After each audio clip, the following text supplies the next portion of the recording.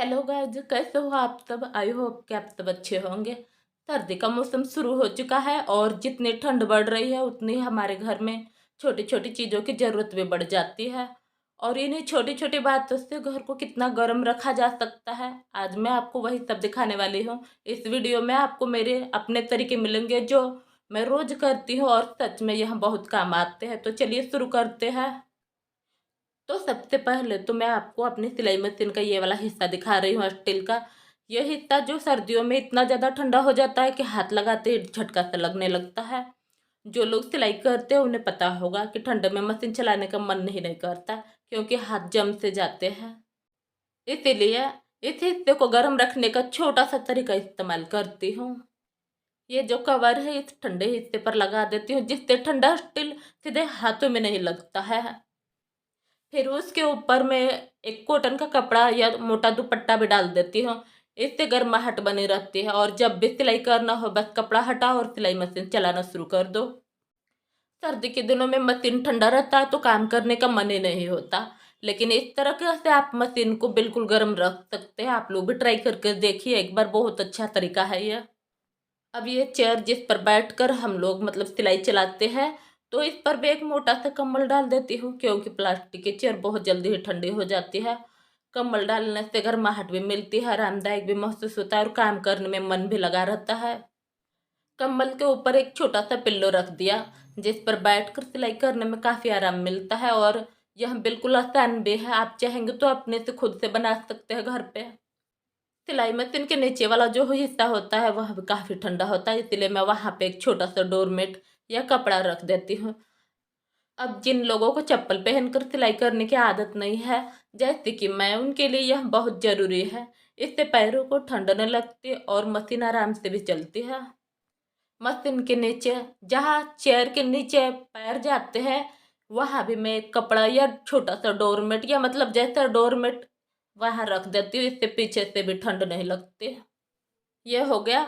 अब मैं आपको पूरा सेटअप अच्छे से दिखाती हूँ, नीचे से ऊपर तक। देखिए, कुर्सी पर कम्बल, छोटा सा पिल्लो, नीचे डोरमेट, मशीन पर कवर और ऊपर कॉटन का कपड़ा। इस तरफ पूरी मशीन गर्म रहती है और आराम से सिलाई की जा सकती है, चाहे कितनी भी ठंड क्यों ना हो। मशीन आराम से हम चला सकते हैं जब चाहेंगे तब। यह जो सिलाई मशीन का कवर है ये मैंने खुद से बनाया है, मेरे लिए बहुत काम की चीज़ है ये। इस तरह की छोटी छोटी चीज़ें ना सर्दियों में काम को आसान भी बना देती है और गर्माहट भी मिलती है। हमारे यहाँ पे आज का मौसम भी बहुत अच्छा है और अच्छी धूप भी निकल आई है। और सर्दियों में धूप से ज़्यादा कोई दवा नहीं होती। इसीलिए सबसे पहले मैं अपने कमरे के पर्दे को हटा देती हूँ, मतलब कि खोल देते हैं, ताकि ठंडक थोड़ी कम हो जाए और कमरे में गर्माहट भर जाए। सर्दियों में बस छोटे छोटे कदम ही काफ़ी होते हैं घर को आरामदायक बनाने के लिए। फिर मैंने सोचा कि बिस्तर को भी थोड़ा सा साफ कर दूं। तो पिछले वीडियो में आपने देखा होगा कि मैंने बिस्तर पर यह लेयर लगाई थी, और सच बताऊं तो बहुत बहुत ज़्यादा ही राहत मिली। रात की नींद भी आरामदायक हुई और बिस्तर भी एकदम सलीके से, मतलब कि इधर उधर सरका भी नहीं, एकदम चाहे है वैसे ही है। सर्दी के दिनों में मेरी हमेशा यही कोशिश रहती है कि मैं जो भी काम करूँ आसान रहे और कमरा भी गर्म हो और आरामदायक भी रहे और पॉजिटिव भी बना रहे मेरा घर। आज मैं सिर्फ सिरहाने वाले हिस्से को थोड़ा अपडेट कर रही हूँ, क्योंकि वहाँ पे पहले पतला कपड़ा था लेकिन अभी थोड़ा मोटा डाल देती हूँ ताकि गर्म रहे। तो चलिए, हमारा जो रूम था उसको भी फ्रेश कर लिया और सिरहाने वाले हिस्से को भी अपडेट कर दिया। तो आज सुबह से अच्छी धूप निकली थी, तो सोचा कि चलो कंबल तकिया दरी मतलब जो भी घर में है वो कुछ चीज़ों को बाहर धूप में निकाल कर रख लेती हूँ। धूप में रखने से इन सभी में एक अलग सी गर्माहट भी आ जाएगी और घर का माहौल भी फ्रेश हो जाएगा। ऐसे छोटे छोटे काम करने से अपने घर को थोड़ी सी धूप और थोड़ी सी पॉजिटिव मिल जाती है। कई बार हम लोग ऐसा सोचते हैं कि ऐसे छोटे छोटे काम करने से क्या फ़ायदा मिलता है, पर मेरा मानना है कि इन्हीं छोटे छोटे कामों से बहुत फर्क पड़ता है।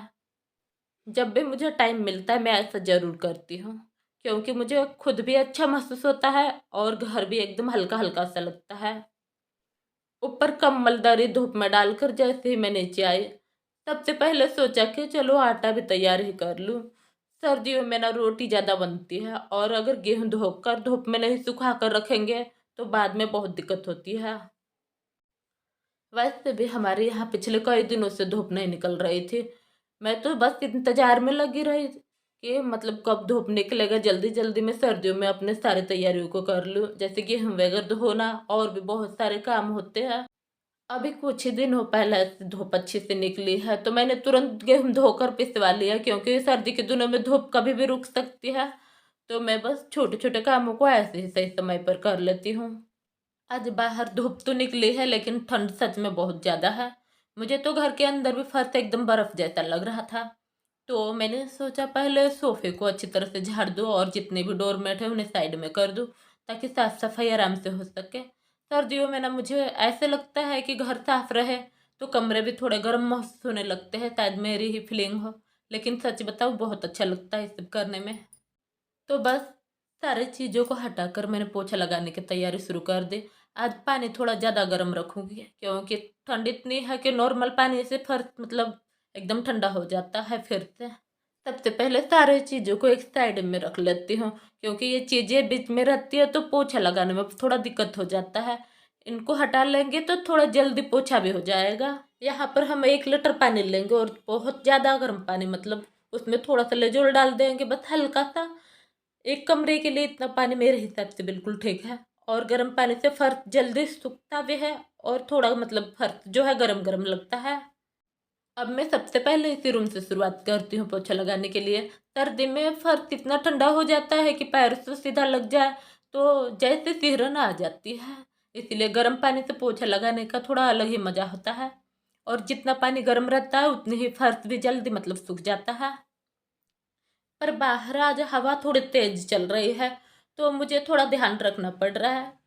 मैंने पहले ही खिड़कियाँ खोल दी थी ताकि पहले रूम जल्दी सूख जाए, लेकिन जैसे जैसे अगले रूम में मैं जाऊंगी पीछे वाले रूम की खिड़कियाँ बंद कर देंगे, क्योंकि बाहर की ठंडी हवा अगर घर के अंदर भर जाएगी तो फिर तो गर्म करने का पूरा प्लान ही उल्टा हो जाएगा। तो बस एक एक रूम मतलब करके गर्म पानी से पोछा लगाती जाती हूँ और जैसे ही रूम सूखता है खिड़की भी बंद कर दूंगी साथ में, ताकि हमारे घर के अंदर गर्माहट बनी रहे। अब हम यहाँ पर पोछा लगाने के बाद पहले मैं सारे डोरमेट को उनकी जगह पर रख लेती हूँ, क्योंकि इन्हें अपनी जगह पर रखने से कमरा सेट सा लगता है और चलने में थोड़ा आसानी भी होती है। अब मैं सारी खिड़कियाँ भी बंद कर लेती हूँ ताकि बाहर की हवा मतलब जो है ठंड वो अंदर ना आ सके। सर्दी के दिनों में बस थोड़ी सी हवा भी हो तो पूरा कमरा ही ठंडा हो जाता है। अभी जो हमने गर्म पानी से पोछा लगाया था वह अच्छे से सूख चुका है और कमरा भी एकदम साफ सुथरा लग रहा है। मुझे लगता है सर्दी के दिनों में ऐसे छोटे छोटे काम घर को आरामदायक भी बना देते हैं और ठंड अंदर तक लगती है ना वह भी काफ़ी कम हो जाती है। गर्म पानी से पोछा लगाने के बाद जितने भी डोरमेट होंगे उन सभी को अपनी जगह पर रख देंगे और जितने भी मतलब कि दरवाज़ा खिड़की जो भी खुला है उन सभी को बंद कर देंगे कि सर्दियों के दिन में ज़्यादा ठंडी हवा अंदर आ जाएगी तो रूम ज़्यादा ठंडा हो जाता है। बस आज का मेरा काम यही था कि फर्श को एकदम ज़्यादा गर्म पानी से पोछा लगाना और अब घर एकदम गरम गरम महसूस हो रहा है, मतलब कि मेरा ये सर्दी के दिनों का जुगाड़ है जो मैं कैसे भी करके अपने घर को गर्म बनाने की कोशिश करती हूँ। जैसे जैसे सर्दी बढ़ती है वैसे वैसे मुझे एक काम सबसे पहले करना ही पड़ता है।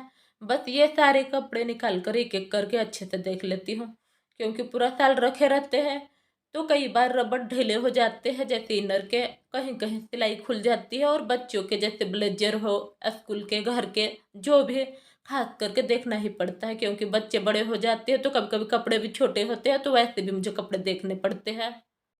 सभी को एक एक कर करके देखूंगे कि किसमें रबड़ थोड़ा खराब है किसमें अच्छा है, अगर जिसमें खराब हो उसे अलग करके रख देती हूँ और जो कपड़ा बिल्कुल ठीक है तो उसे मैं अलग कर देती हूँ और जो ठीक नहीं है उस जो फट गया हो या चलने लायक नहीं हो तो उसे साइड में कर देती हूँ और जो मतलब छोटे हो गए हैं उसे भी मैं साइड में कर दूंगी।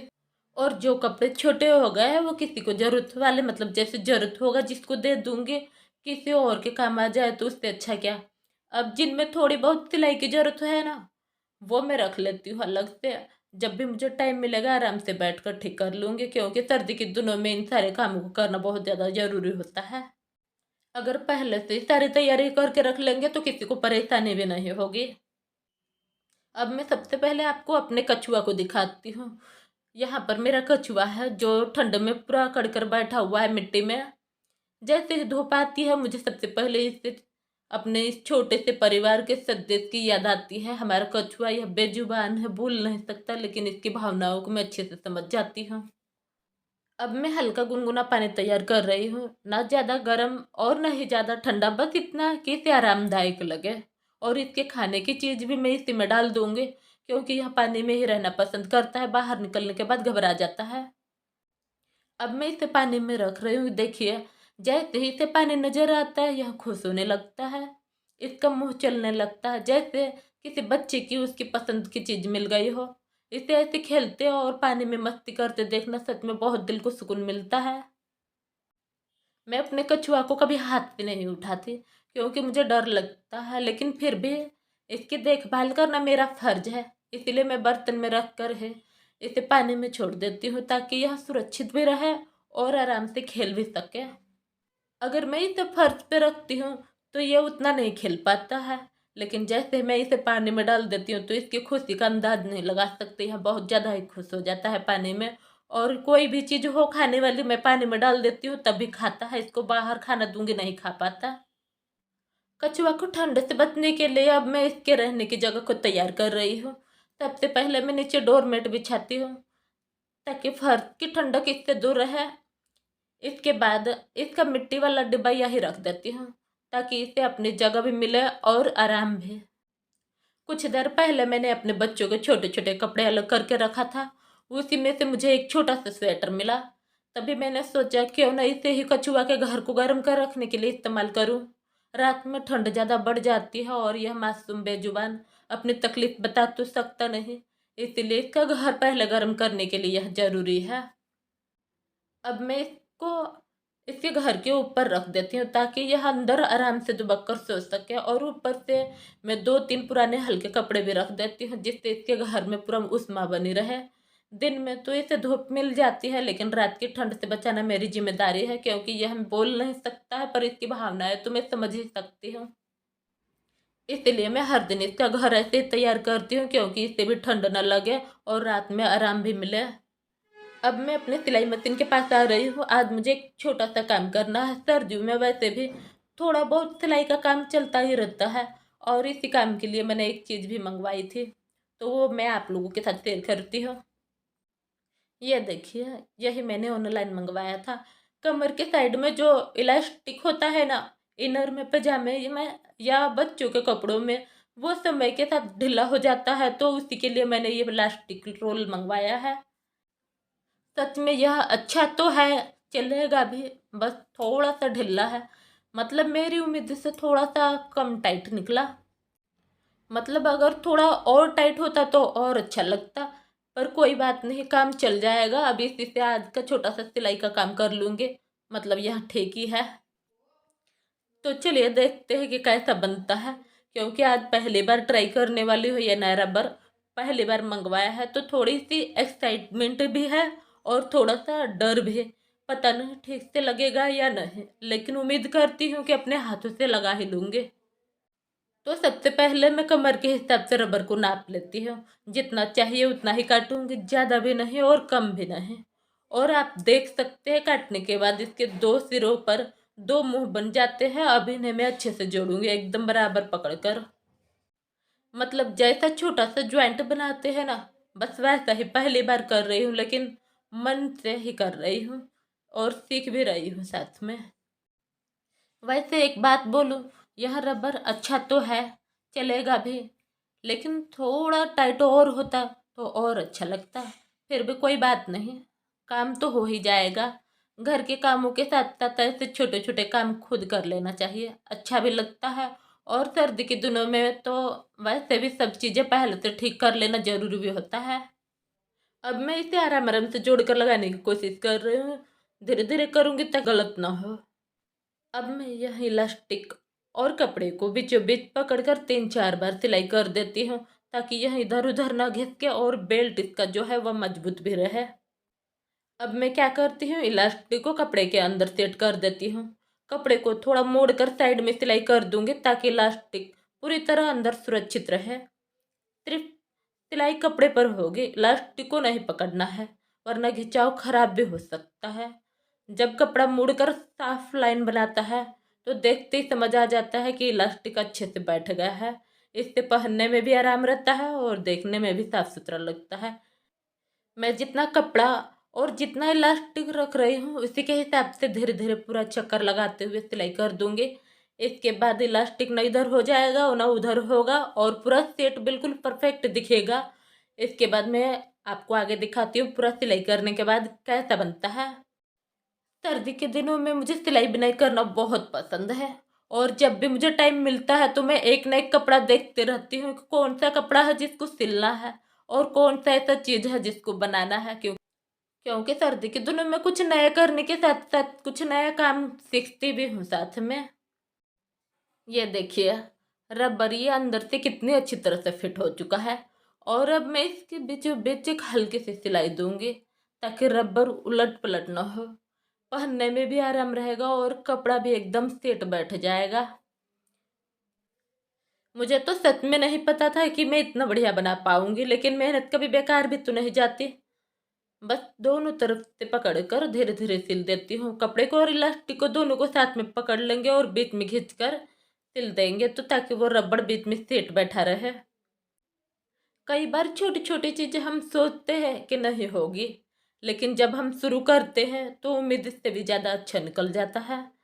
ये यही तो घर का काम होता है, जो प्यार से धैर्य से करो सब कुछ सुंदर बन जाता है। अब ये जो हमारा काम है ये पूरा हो गया तो सीधे मैं आ जाती हूँ बच्चों के स्कूल ब्लेजर पे। ब्लेजर में थोड़ी सी सिलाई निकल चुकी है और सुबह सुबह मतलब जैसे बच्चे लोग ब्लेजर पहन कर जाते हैं तो मैं सोचती हूँ कि इसमें कटा फटा जो भी हो एक बार देख लेती हूँ और इसके बाद सिलाई वगैरह कर कर बच्चे लोग को पहना देंगे तो सही रहेगा। सुबह का मतलब तैयारी भी हो जाएगा भी। कपड़ा थोड़ा मोटा है पर क्या है ना बच्चों की चीज़ों में हम रोज और भी ज़्यादा ध्यान देते हैं क्योंकि वो आराम से पहने और स्कूल में ठंड न लगे। यह दिल चाहता है कि बच्चे लोग भी मतलब परेशान न रहे। अपना कोई काम नहीं होता सब बच्चों के लिए, लेकिन जब बच्चे तैयार होकर मुस्कुराते हुए स्कूल जाते हैं तो लगता है कि हमारी मेहनत का असली मतलब वही है। घर का हर छोटा काम चाहे सिलाई मशीन का हो चाहे वो साफ सफाई की व्यवस्था हो सब घर में गर्माहट और प्यार दोनों ही भर देता है। बस थोड़ी सी मेहनत थोड़ी सी लगन और हमारा घर हमारा काम सब कुछ चमक उठता है। अब हम सिलाई करने के बाद मशीन को वैसे ही सेट करके रख देंगे जैसे पहले रखा था, क्योंकि जब भी अगली बार सिलाई करनी होती है ना बस यूं ही हटाओ और सीधे काम करना शुरू कर दो। ऊपर कॉटन का कपड़ा भी मैं हमेशा यूं ही अच्छे से ढक कर रखती हूँ ताकि मशीन में धूल ना लग जाए और ठंड में मशीन जाम भी ना हो। बस हो गया मेरा ये छोटा सा काम। अब मैं छत पर जा रही हूँ, ऊपर जितने भी कपड़े होंगे धूप में डाले थे सब लेकर मैं नीचे आती हूँ। ऊपर जो धूप में कपड़े फैलाए थे ना वो अब अच्छे से सूख गए हैं और हाथ में लेते ही गरम गरम महसूस भी हो रहा है। सर्दी के दिनों में धूप इतनी मुश्किल से निकलती है तो मैं हमेशा कोशिश करती हूँ कि जितने भी जरूरी कपड़े हो सबको हल्की हल्की धूप जरूर दिखाऊं। अब मैं इन्हें थोड़े थोड़े करके हिस्से में मतलब नीचे ले जा रही हूँ ताकि अगर एक जा क्योंकि अगर एक साथ ज्यादा उठा लूंगी तो सीढ़ियों से गिरने का डर रहता है। जैसे ऊपर मैंने सारे कपड़े धीरे धीरे फैला फैला कर रखा था वैसे ही नीचे भी आराम आराम से ले जाकर रख दूंगी। और धूप में रखो कपड़ों की खुशबू ही अलग होती है, घर का माहौल भी फ्रेश हो जाता है। इसलिए मैं हमेशा कहती हूँ जितना हो सके मौसम के हिसाब से छोटी छोटी तैयारी करते रहो, पहले से ही बहुत फर्क पड़ता है। छत पर से सारे कपड़े लाने के बाद सबसे पहले मैंने हाथ पैर को धो लिया गर्म पानी से। सर्दियों में न जाने क्यों हाथ पैर सबसे ज्यादा ठंड पकड़ लेते हैं और जब हाथ ठंडे होते हैं ना तो काम करने का मन ही नहीं होता है। तो मैंने सोचा चलो सबसे पहले अपने आप को थोड़ा गर्म कर दूं। इसके बाद मैं स्वेटर और जो भी मतलब मोजा पहनती हूँ वो सारे मतलब दस्ताना वगैरह पहन लूंगी, क्योंकि जितना शरीर गर्म रहेगा उतना ही काम भी आसान हो जाएगा। कई बार पहले ऐसा हो चुका है कि मेरा जो हाथ है वह बहुत ठंड से अकड़ गया है। बस वही डर रहता है कि फिर से वैसा ना हो जाए। तो ये मेरा छोटा सा तरीका है, जब भी मुझे मौका मिले 2 मिनट के लिए जरूर दस्ताना पहनती हूँ। सर्दी के दिनों में घर के साथ साथ खुद का ख्याल रखना भी बहुत ज़्यादा जरूरी होता है। तो अब मैं यहाँ पे गर्म पानी भी पीती हूँ और इसके बाद मैं हाथों को भी सेक लेती हूँ गर्म पानी से। जैसे कि इस जग में गर्म पानी पहले से रखा हुआ है, तो मैंने सोचा कि इसमें पानी है गर्म है, तो उस पे हाथ रख के थोड़ा सा सेका लगा लेती हूँ, उससे आराम मिलता है अपने हाथों को भी। सर्दी के दिनों में शरीर को गर्म रखना बहुत जरूरी होता है। अक्सर ठंड बढ़ते ही पानी पीना कम कर देते हैं हम लोग, इसलिए हर दिन हल्का सा गर्म पानी करके पीती हूँ। गर्म पानी न सिर्फ आसानी से पिया जाता है, बल्कि शरीर को भी अंदर से आराम भी देता है। बस इतना ही हमें करना है कि उसका तापमान समझदारी से चुनना है। तो गाइस जी, यही थे मेरे घर को गर्म रखने के असली तरीके और मेरे छोटे से कछुए की देखभाल। सर्दियों में हमें अपने घर का ही नहीं, बल्कि अपने आसपास के छोटे छोटे जीवों का भी ध्यान रखना चाहिए। अगर आपको मेरा पार्ट 2 पसंद आया हो तो वीडियो को लाइक करें और चैनल को सब्सक्राइब कर दे। पार्ट 3 में मैं और भी अच्छे से टिप्स लेकर आऊंगी। मिलती हूँ अगले वीडियो में नए वीडियो के साथ। आप लोग मेरे वीडियो को एंजॉय कीजिए।